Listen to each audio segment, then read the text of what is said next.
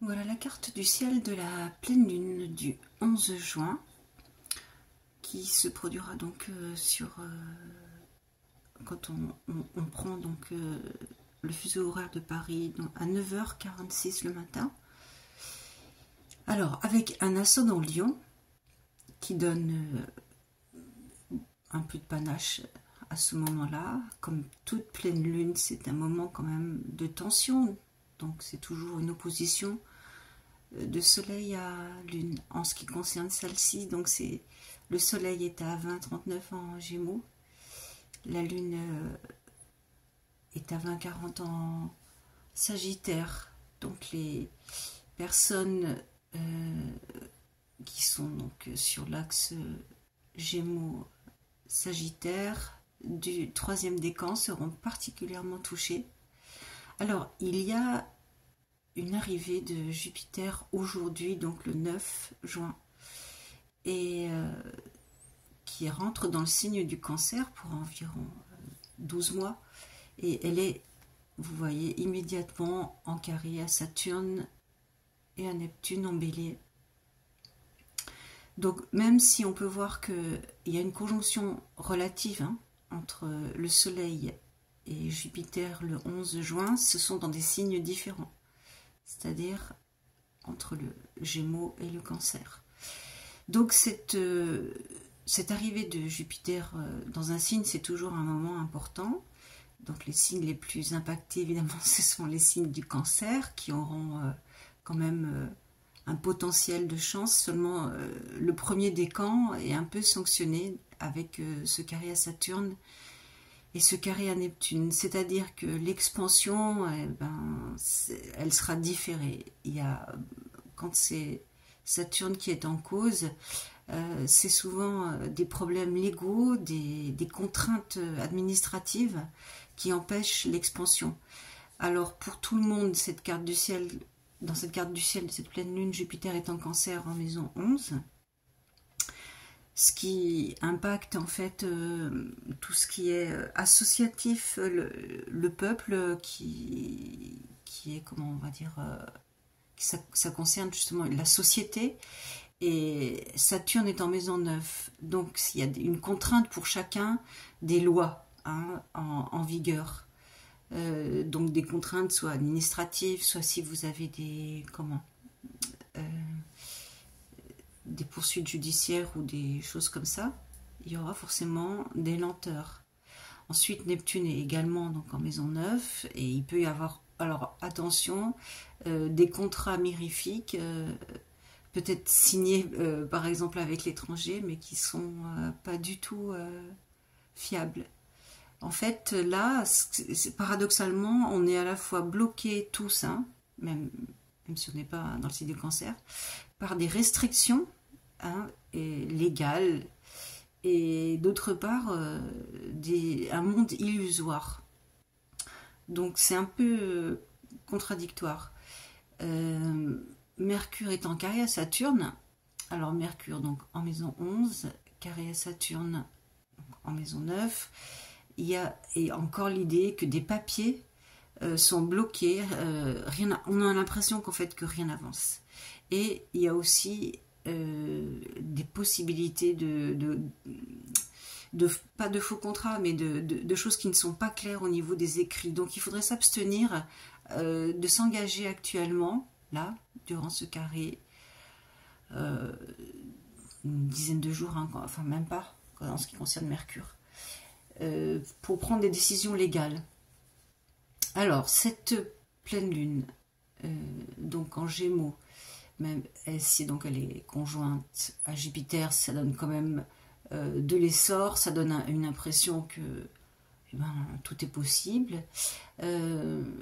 Lune, alors elle est en maison 11, donc en fait l'importance de la solidarité entre les personnes est relevée à ce moment-là. Donc c'est quelque chose qui est important.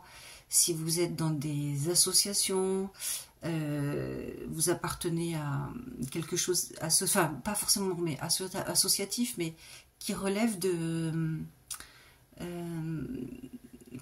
où on a des intérêts ensemble, voilà.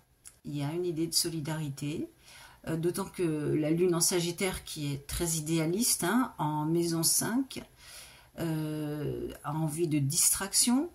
Elle est en trigone à Mars en Lion, maison 2, donc il y a peut-être des projets qui naissent, par exemple quand on est dans un groupement pour partir ensemble, une association qui envisage un voyage, je ne sais pas, des plaisirs comme ça. Et ce qui est intéressant, c'est qu'elle est en trigone à Chiron. Chiron qui représente en fait les blessures que nous pouvons avoir et qui nous permettent d'avancer quand elles sont guéries. Et là, il y a ce trigone donc à Chiron, de la lune à Chiron. Chiron donc est en Bélier, maison 10. Il y a peut-être, si vous avez des soucis dans le monde social, hein, parce que si vous êtes à la retraite, ça peut représenter des implications autres que le travail. Il y a une guérison s'il y avait une mauvaise ambiance, voilà. Ou alors on peut guérir et si on a souffert d'ostracisme, d'injustice, il y a l'idée que bon, là on reprend le dessus. Vénus est entrée en Taureau et elle est en carré à Pluton. Pluton en Verseau rétrograde en maison 6. Alors là, ça peut concerner donc bien sûr la sphère sentimentale, mais aussi la sphère matérielle, les investissements. Alors dans la sphère sentimentale, il y a l'idée que vu que Vénus est en 10, carré à Pluton, oui c'est ça, non, carré à Pluton maison 6, c'est ça. Il y a l'idée donc de rapports compliqués, difficiles dans la sphère professionnelle qui peuvent impacter notre santé durant ce carré. Donc c'est toujours à retenir. C'est pour ça que une mise un peu à l'écart est importante. Prendre des vacances si tout d'un coup l'atmosphère devient trop compliquée.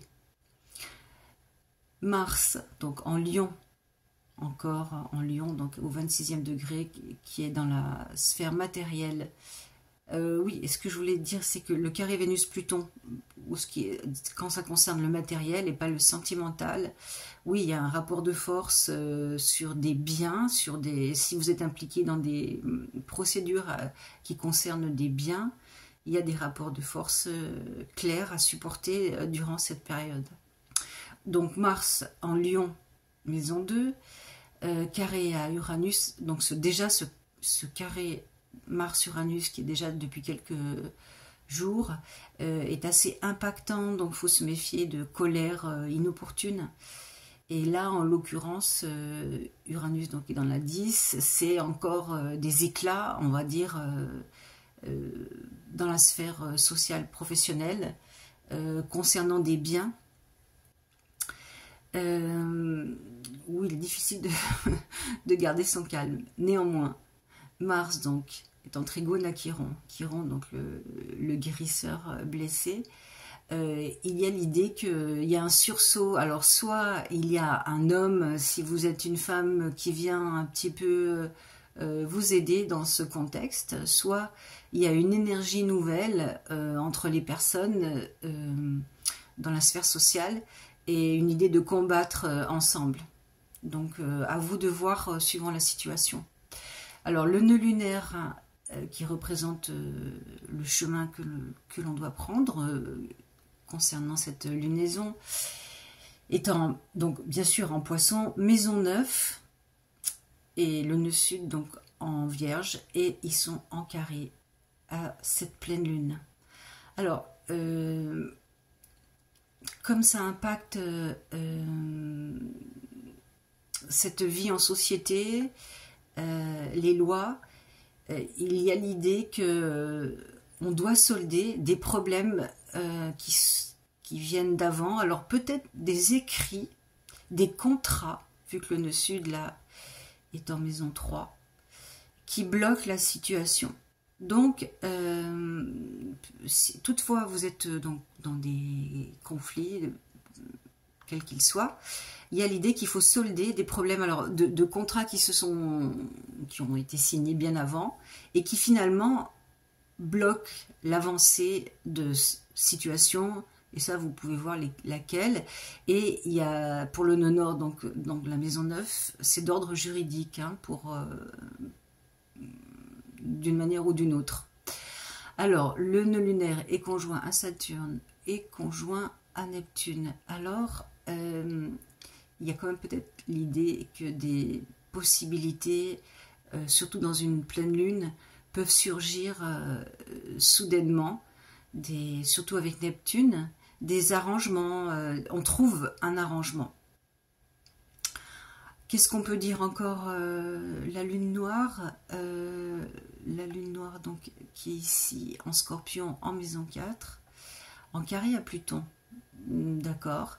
Donc, si des réminiscences viennent de votre enfance actuellement, donc pour certains, hein, et des choses qui ont été cachées qui peut-être surgissent. En carré à Pluton, c'est sans doute en lien avec un événement assez violent, des choses qui ont pu se passer dans votre famille, qui vous sont peut-être révélées, ou vous êtes à la recherche d'une vérité, et cette vérité, elle peut avoir un effet choc sur le moment, mais en fait, elle a pour mérite de transformer, de transcender ce secret. Et pour le coup, avec un trigone donc à Mercure, il y a peut-être l'appui, par exemple, de recherche. Si vous faites des recherches, par exemple des gens qui vous aident à faire des recherches écrites, par exemple en généalogie, pour comprendre qu'était ce secret. Et comme tout transit compliqué à Pluton, même si la pilule est dure à passer, l'idée c'est qu'on va en sortir guéri. Donc surtout que Pluton est en maison 6, qui concerne aussi la santé. Donc quelque chose peut-être de sous-jacent, et peut-être depuis de plusieurs années, même parfois des décennies, était caché et empoisonné, entre guillemets, hein, la famille. Et peut-être que certains d'entre vous, vous êtes à la recherche de la vérité. Donc une pleine lune complexe, ça c'est le moins qu'on puisse dire. Comme je vous avais dit précédemment lors de la pleine lune, éclipse de Mars, il faut attendre maintenant la pleine lune de septembre pour arriver au long chemin que nous faisons. C'est pour ça que je suis moins présente, parce qu'en fait on a un chemin à faire depuis 6 mois, enfin pendant 6 mois, donc depuis le mois de mars jusqu'à cette pleine lune de mois de septembre. Et le maître mot, c'est rester ancré. Et chaque matin, bien remettre en perspective qu'il faut être solide sur ce qui on est. Et cette pleine lune, justement, en Sagittaire, vous demande d'avoir la foi, nous demande d'avoir la foi. Et à la fois rester ancré, toujours garder en tête son objectif, c'est très important. Jusqu'au mois de septembre, c'est 6 mois que nous avons à passer avec peut-être des ennemis. Et cette pleine lune, en fait, nous donne ce regain de croire. Avec la lune en Sagittaire, c'est toujours croire en soi, croire en ses idéaux. Et si on a un projet qu'on doit mener à bien, et bien, mois par mois, et même pendant l'été, si la situation est difficile, c'est pas grave. Il faut continuer à rester bien ancré et avoir son objectif. Voilà ce que j'avais à vous transmettre. Gardons la foi. À bientôt.